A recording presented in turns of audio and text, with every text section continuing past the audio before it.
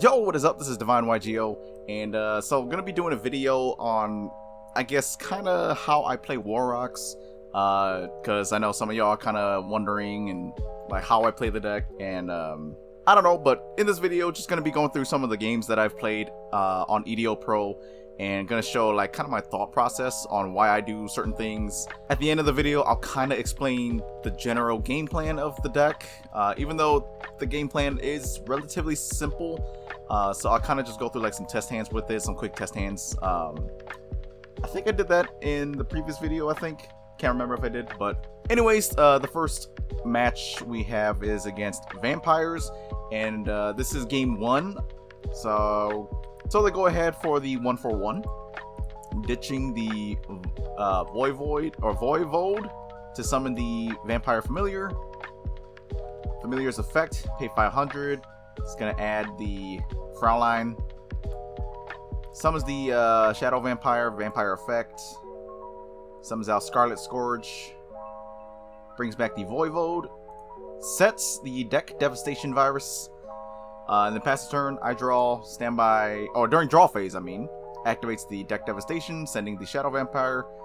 And this was, honestly, didn't hurt me at all. Deck Devastation doesn't hurt War Rocks at all. None of the War Rocks have 1500 or less. They're all 1700 and up. So, activates deck Devastation. Looks at my hand, sees that there's nothing that he can get rid of. So, we still have our entire hand to play with. So the first thing we're going to do here is Pot of Extravagance. And we're going to draw into the Magnum Shield and Warrock Meteoragon. Gonna go ahead and Gamma Seal the Voivode because I think it had something, yeah, it was like the negations. It had a quick effect, so I was just like, you know what, I'm gonna just get rid of you. And then we go ahead and play the Reinforcement of the Army. We're gonna search Forsha here. And we're gonna go ahead and normal summon Forsha. Equip with Magnum Shield. And then battle phase, attack into the Gamma Seal. So we still continue to attack into the Gamma Seal. They take damage. Forsha's effect is search out the medium. Main phase 2, activate medium, set Warrock Mountain. Mountain's effect is going to go ahead and add us the Basileos. And the reason why I added Basileos, normally I add Dignity, just so I have like some sort of negation. But because I already have one, I decided to go ahead and add the Basileos in case they do get over the Forsha. And then we activate the crossover on main phase 2. We're going to target the Fraulein and the Forsha, equipping the Fraulein to my Forsha.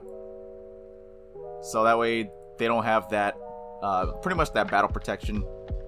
We set the Dignity and we pass turn. They draw into the Zombie Necronize. They steal Forsha, unfortunately, and then enter battle phase. And I'm just like, you know what? Let's just go ahead and activate Mountain. Summon out the Meteoragon just for, to protect my life. He's going to swing with the Scarlet Scourge. I don't know why. I don't really understand why. So they're going to take 400 here. They swing with the Forsha. Obviously, it's going to go over. But I was just like, you know what? Why not? Activate Meteoragon effect. Negate Forsha to the end of the turn. And then protect Meteoragon with the Warrock Mountain.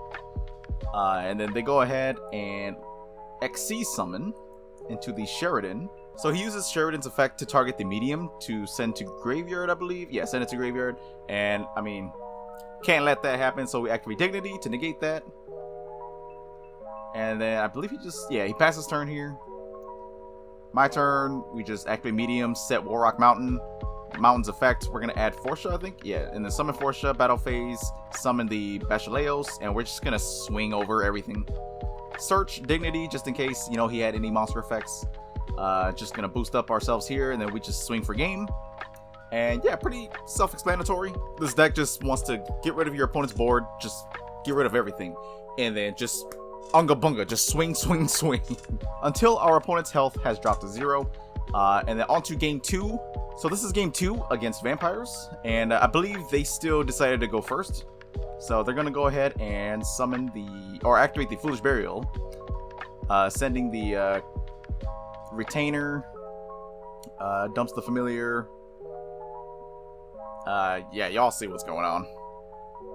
Activates Vampire Kingdom, summons Shadow Vampire, summons the Voivode, Vampire's Desire.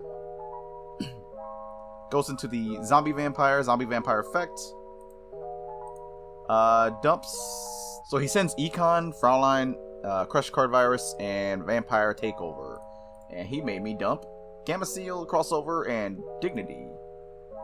And then he summons out my Basileos. Oh yeah, and dumps my Basileos and then summons it to his side of the field. What did he set? Oh yeah, the Epidemic Virus. Summons out Voivode. And then pass turn. Draw phase. Activate the Eradicator Virus. I think he calls spells. Yeah, spell cards. So a little unfortunate. Gets rid of my Dark Hole, Medium, and Mountain. It was mainly just the Mountain and the Medium. That was kind of tough. But it's okay because we can actually still break our opponent's board. We could just easily, I think I Gamma Seal here. Gamma Seal, summon Pinkertops, and then summon Gyarados, and we just swing. Gamma Seal, summon Pinkertops, summon Gyarados, and then we're just swinging for damage. And then we just end here. It's kind of bad. It's pretty bad. We lost all our resources, and we have just Pinkertops and Gyarados on field. But again, this is just a very old school like strategy. Just beat down, beat down, beat down. So clear the field. If our opponent has no monsters and no ways to like stop our attacks, we're just gonna keep attacking. Just continually put pressure on our opponent.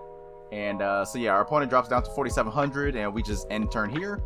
And we still have an interruption in Pinkertops, so that's still pretty good. So our opponent draws into the Ghost Ogre, activates the Familiar or Retainer, adds the Desire, activates Desire, goes into Relinquished Anima. This kind of threw me off. I think he was, when he summoned the Relinquished Anima, I feel like at this point, I didn't know what he drew.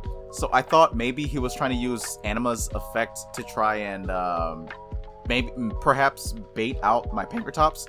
But I was like, you know, Anima's only going to be able to steal Gyarados. And Anima's still going to be weaker than Pinkertops. So I was just like, there's not really any reason to fire off Pinkertops' effect here.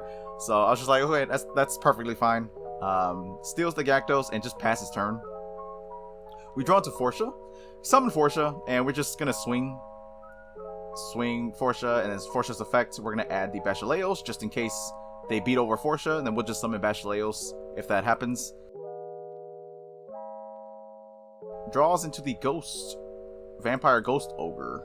Oh, there's two Ghost Ogres. I didn't realize that. Oh, Ghost Ogre is the Vampire Ghost Ogre is the OCG name. Vampire Ghost. Anyways, summons out the Familiar effect. Gets the Vampire Vamp. Activates Sorcerer. Summons out Vamp. Targets the Pinkertops. So I'm just like, okay, that's fine. I'll use Pinkertops' effects. Destroy the Vampire Vamp. Because Vampire Familiar, I didn't know if he had any like Link 1s to go into. If he had another Anima, it wasn't gonna do him any good. What's actually in here that he could go into? Do you got any Link 1s? Link 1s, nothing. No. All right. Anyways, and yeah, they don't do anything here. So, and then we draw into the Extrav, unfortunately, and then the Eradicator Virus sends it to grave. Kind of unfortunate.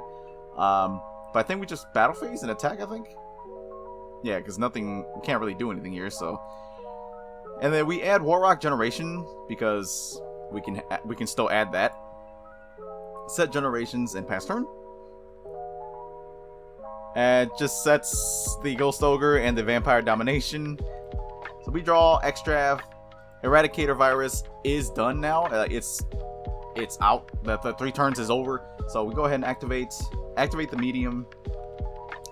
So I think we're gonna add Mountain here. Yeah, Mountain effects. I think Meteor Gun. Okay. Because I wasn't sure what this was, so we just normal summon Gyarados just for another body to just attack and do damage. And then I think Battle Phase, we're going to activate Mountain to summon out the Meteor Gun. Oh, no. I use Forsha and Gyarados to go into Azafeel. Because I was going to bounce back the monster. No, the Spell is Trap, right? No, one monster. Because we were going to use the Azafeel effect to bounce back the monster so we can just swing. So, yeah, we bounce it back. Mountain's effects, and he changed Ghost Ogre. So that was unfortunate for me, but it's okay. We still have game here with Azafeel. So we just attack 21 for game. And I don't know if I explained it, but Warrock Generations, again, I added it because Eradicator was only going to send spells, and Warrock Generations being a trap, it also kind of helped protect my Forsha in case my opponent started like drew into cards that can just build a full board or put a couple of monsters on board. So that way if they go into battle phase attack, then I'll just activate Generations, save my Forsha, and get a search. And yeah, that was why I added Generations. But yeah, on to the next replay. So the next replay is actually against Salamangreat. But anyways, starting, my opponent goes first, I think. Activate Sign and Mining, ditches Spinny, adds Gazelle, and special summons Gazelle. Gazelle dumps Rage, Spinny effects, summons Banelings, Banelings adds Field Spell, goes into the Sunlight Wolf, goes another Sunlight Wolf, adds back the Rage, and passes turn on the Rage with Ghost Spell, DD Crow, and Ash Blossom in hand. So he has 4 interruptions. And so we're going to draw into the crossover. What we're going to do is we're going to activate Mountain, and they're going to immediately shotgun the Ash, which is pretty good. Kind of hurts. Not really, but you know, because we have Forsha in hand already, and we have Meteorgon to summon off the mountain. And I think we summon Forsha, and we're going to immediately activate crossover. Because if our opponent has, I believe the Salamangreat trap cards, they require you to have like some kind of Salamangreat monster on the field to activate or something like that. Okay, so Rage allows you to send a Salamangreat monster from your hand or face up field to the graveyard, target 1 card on the field, destroy it. Okay, that's fair. Or target 1 Salamangreat link monster you control that was link summoned using a monster with its same name as material. Destroy cards your opponent controls up to the monster's link rating. Okay, so that effect is the one that you need a link monster on the field. A Salamangreat link monster on the field to destroy multiple cards. But other than that, I mean, I'm pretty sure they're not going to want to destroy Forsha with the first effect, because that's just going to help me. But yeah, we activate crossover, stealing the Sunlight Wolf. They let it go through. Mountain's effect during battle phase to summon Meteorgon, and we're just going to swing. And then they let it go through. We get the search. We swing for 3,000. Main phase 2, activate Medium. We're going to set the Warrock Generations, only because, again, we have Dignity in hand already. So we're going to set Dignity and set the Generations and pass turn. Our opponent goes, activates Sign and Mining, discards the DD Crow, adds Foxy, summons Foxy, effects, they're going to reveal Falco, Triple T, and Will of the Salamangreat, activates Will, summons Bailing, summons Sunlight Wolf. So they summon Sunlight Wolf, activate the Salamangreat Rage, and I don't think you're the... Oh yeah, okay, destroys cards your opponent controls up to that monster's link rating. So it could have been literally anything on the field, on my side of the field, and they chose to destroy Forsha and Meteorgon. They targeted Forsha and Meteorgon. I'm just like, that is absolutely fine. Clearly, my opponent did not read card effects. Meteorgon cannot be destroyed by opponent's card effects, and if Forsha is destroyed or sent from the field or my monster zone to the graveyard, it can float into another body. But I also have crossover in play here, so if Forsha would be destroyed, the equipped monster would get sent instead. So he loses his Rage, and I lose nothing, pretty much. He goes into Heat Leo, attacks into the Forsha. I use Mountain to protect Forsha from being destroyed, and then we're going to use Forsha's effect to go ahead and add a Warrock card, adding Ordeal. And we add Ordeal, I think, just because I didn't really know what to add at this point. I had Dignity on field still, and I had Warrock Generation set on the field, so I was like, Ordeal, I guess we can add that just to get a draw. We also could have added another Dignity just in case they forced us to use Dignity that's on the field. But I was just like, you know what? I think I'm in a good position right now.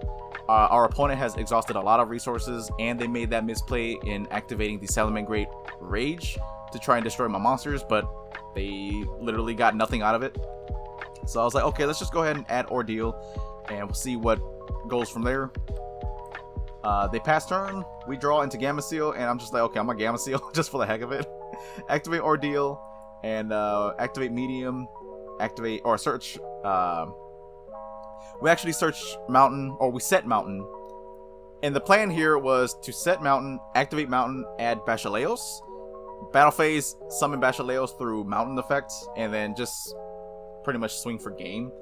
And it's funny, after I set Mountain, I think our opponent got busy or got distracted and had to do something, or they tried to cheese out a win, because after I set Mountain, it was I was waiting on their response and they took a long time.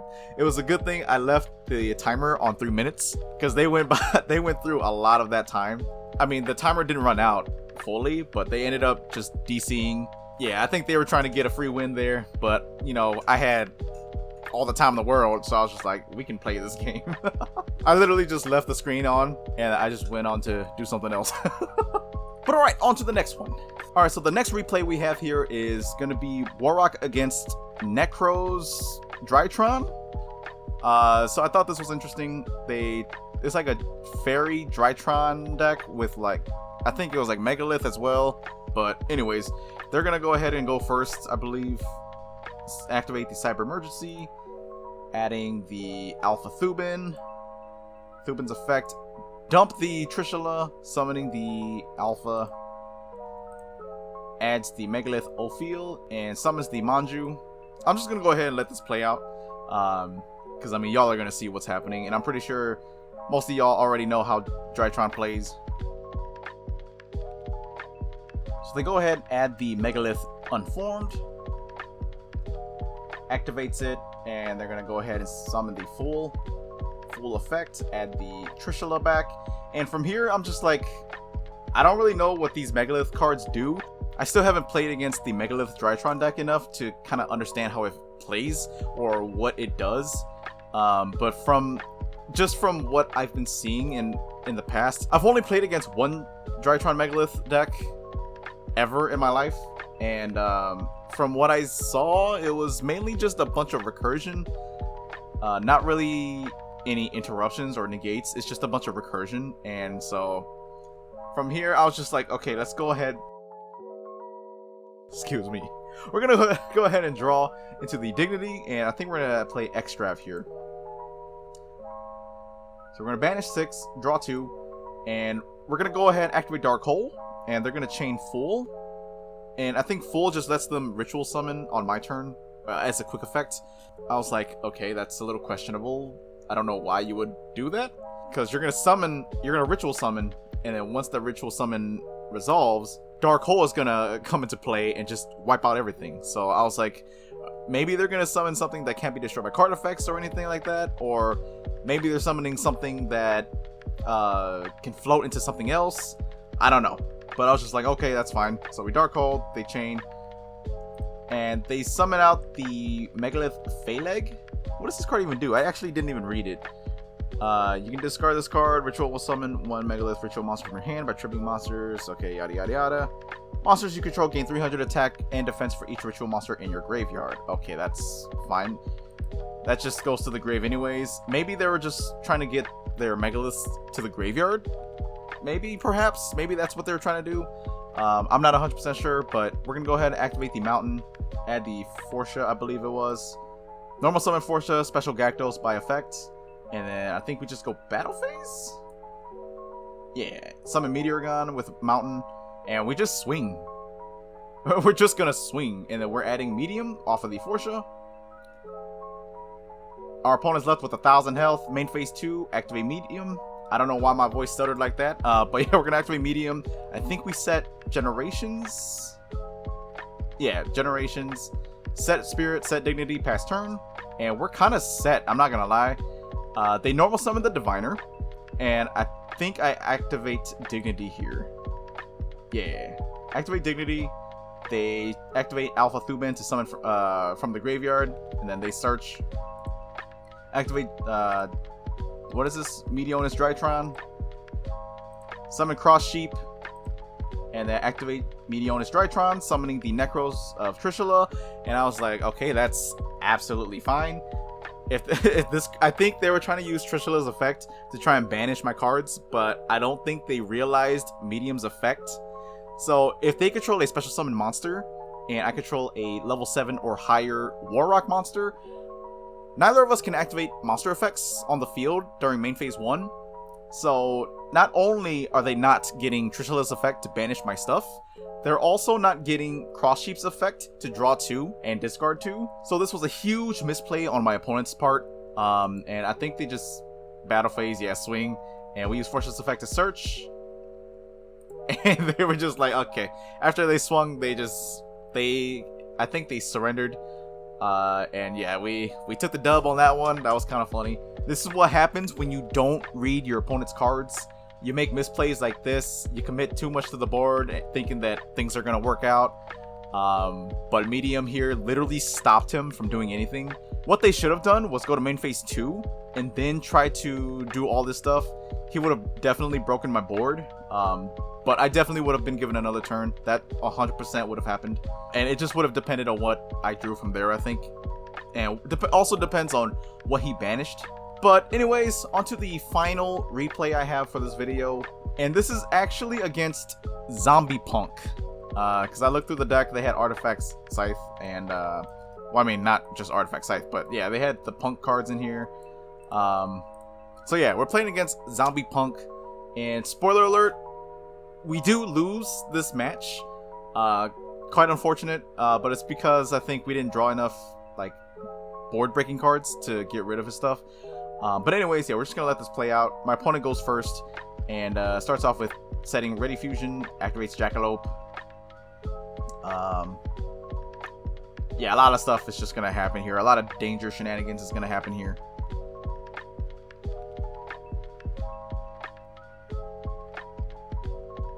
Again, just gonna let this play out because it's a lot of stuff that's happening.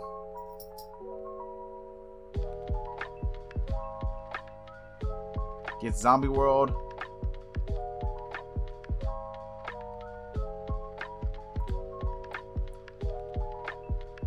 Activates Mizuki effect, summons Gozuki. Gozuki sends Mizuki. Mizuki summons Unizombie, goes into Hulk. Has Glow Up Bloom. Vampire Sucker. Balderrock. So yeah, and then we draw into Wento, and I'm just like, okay, that's not good. We need more board breaking stuff. And they have Scythe on field, which, I mean, isn't gonna hurt us at all, to be honest. Scythe doesn't hurt us much. But I think in this specific case, like this specific scenario, I think it did hurt a lot. So we're gonna go ahead and activate Extrav. They use Necro World Banshee and then Hulk. Hulk summons TG. Destroys Scythe. I think Necro World Banshee, what does it do again? You can banish this card from your field or graveyard. Activate one Zombie World directly from your hand or deck. Okay, so I think they did that to deck thin, probably. But yeah, then they have TG Wonder Magician destroying Scythe. Scythe effect to summon itself, and then locks me out from the extra deck. Oh, and then activates the Vampire Sucker to draw a card. So I Gamma Sealed the... Oh yeah, the TG Wonder Magician activated its effect as well to quick sync into the Baroness. And then we just Gamma Seal the Baroness because I can get rid of Zombie World. And Ballardrock, Doom King, becomes useless at that point for negating my stuff. So yeah, activate Harpy Feather Duster, gets rid of the Zombie World. Summon Wento, and then we're going to chain Gakdos effect upon summon. Special summon itself. And then from here, we're just going to swing, do some damage. Main phase 2, set the Dignity, and end phase.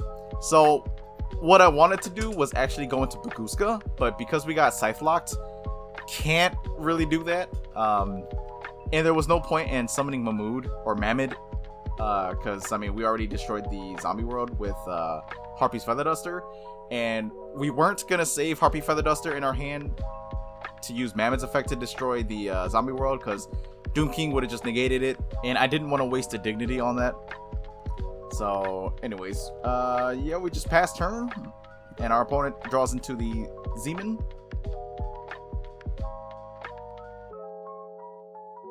And then my opponent decides to Gozuki effect chain Doom King to try and banish one of my cards. And we activate Dignity, so I'm just like, yeah, no, that cannot happen. So dumps the Plague Spreader. Chaotic effect summons itself. Summons out the Plague Spreader. Goes into Cheng Ying. E-Telly into the Zeman.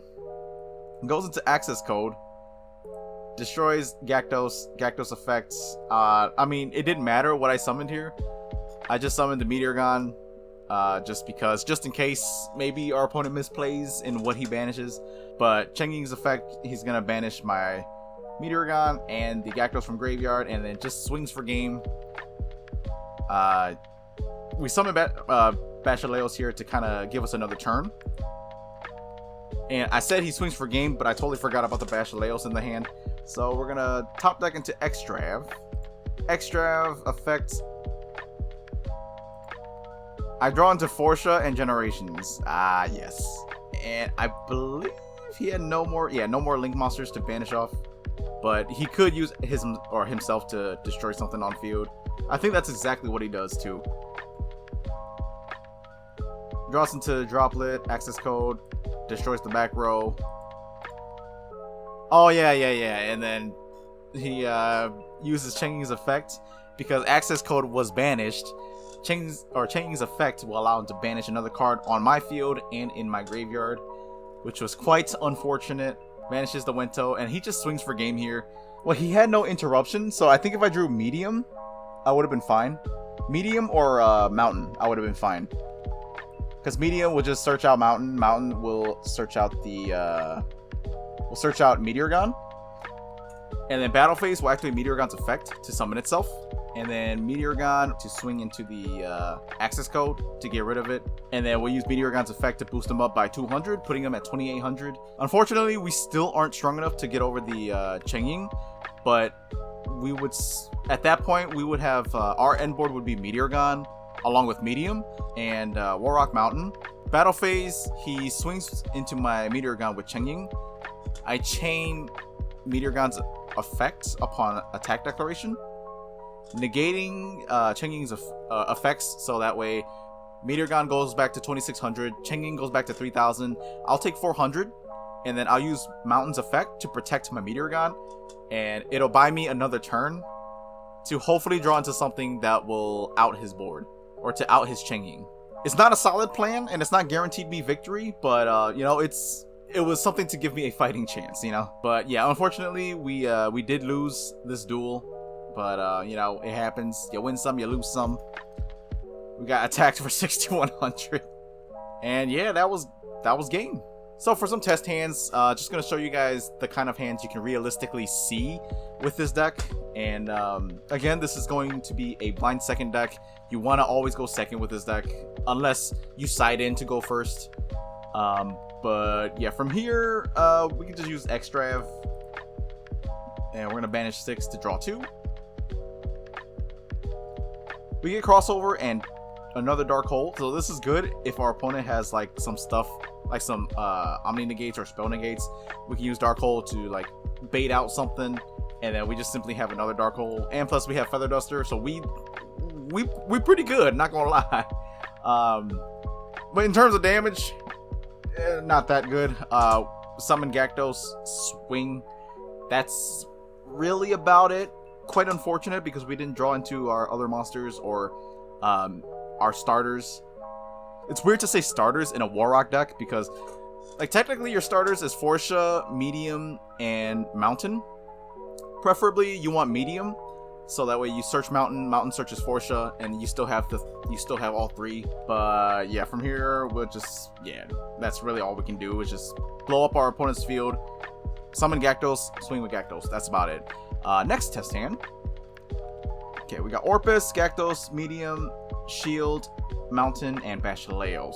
Okay, so here we're gonna go ahead and activate Medium to bait out like Ash or something like that.